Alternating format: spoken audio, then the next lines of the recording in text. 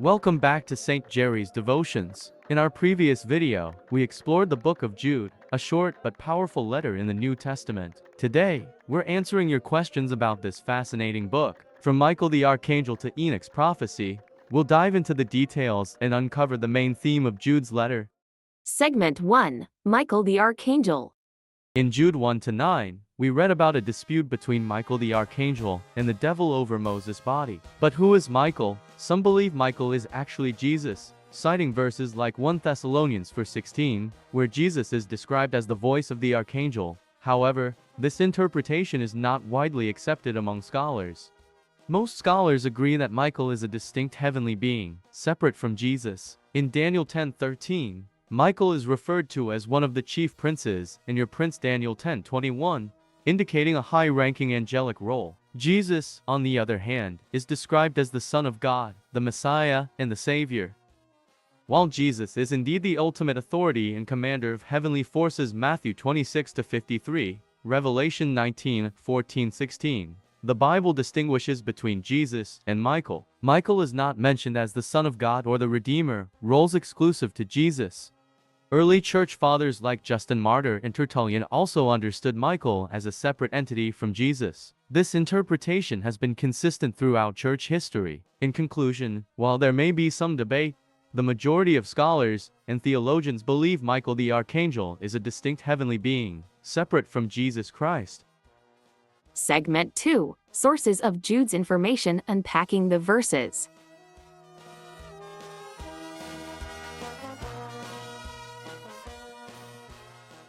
So, where did Jude get his information? Jude 1:14-15 mentions Enoch's prophecy, which isn't found in our current Old Testament. However, the Book of 1 Enoch, part of the Apocrypha, contains this prophecy. Jude likely drew from Jewish tradition and apocryphal texts.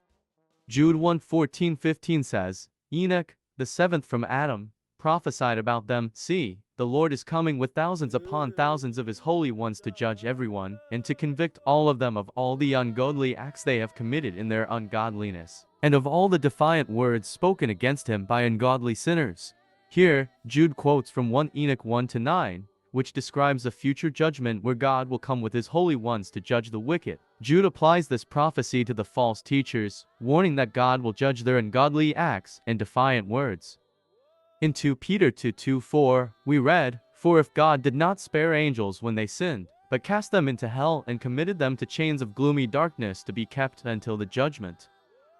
This verse describes the fate of fallen angels, who were cast into a spiritual prison, awaiting judgment. Jude references this verse to show that even angels can fall and face judgment, emphasizing the seriousness of sin. Segment 3. Apostles, Angels, and Dark Jail, unpacking the mysteries. Jude 1-6 says, "And the angels who did not stay within their own position of authority, but left their proper dwelling, he is kept in eternal chains under gloomy darkness until the judgment of the great day." Here, Jude describes the fallen angels as having left their assigned roles and positions, leading to their spiritual confinement. The eternal chains represent a state of spiritual bondage, separating them from God's presence. In Ephesians 6:12, we read, "For our struggle is not against flesh and blood, but against the rulers, against the authorities, against the powers of this dark world, and against the spiritual forces of evil in the heavenly realms." This verse highlights the spiritual realm, where angels and demons interact. Jude's references to apostles and angels in dark jail fit within this context, emphasizing the spiritual consequences of sin and rebellion. Segment 4. Corrupted cloth. In Jude 1:23, we're warned not to touch corrupted cloth. This metaphor likely refers to avoiding spiritual contamination from false teachers and their teachings.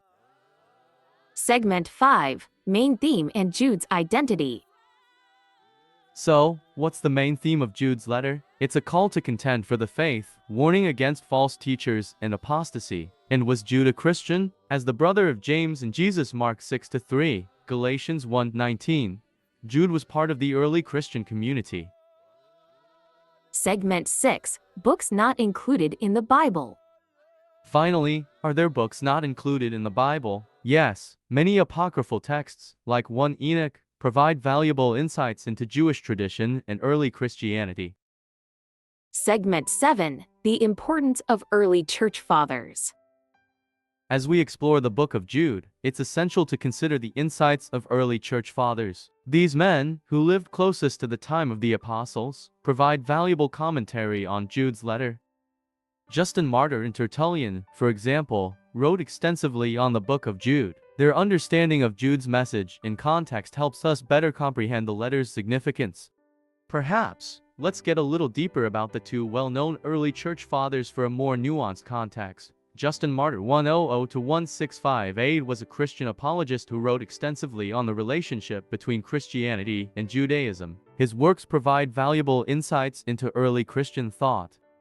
Tertullian 160-20 AD was a theologian and apologist who wrote on various topics, including the nature of God and the Trinity. His writings show the development of early Christian doctrine. By relying on the evidence of early church fathers, we tap into the apostolic tradition and gain a clearer understanding of Jude's message. Their writings serve as a bridge between the apostolic era and our modern-day interpretation. Irenaeus, another early church father, emphasized the importance of apostolic succession and tradition. He wrote, "The truth, which is according to the apostolic tradition, is preserved in the church. By considering the insights of early church fathers, we ensure that our understanding of Jude's letter remains grounded in apostolic tradition and the teachings of the early Christian community." Thanks for joining us on this journey through the Book of Jude. If you have more questions, please comment below. Don't forget to like, share, and subscribe for more content. See you in the next video.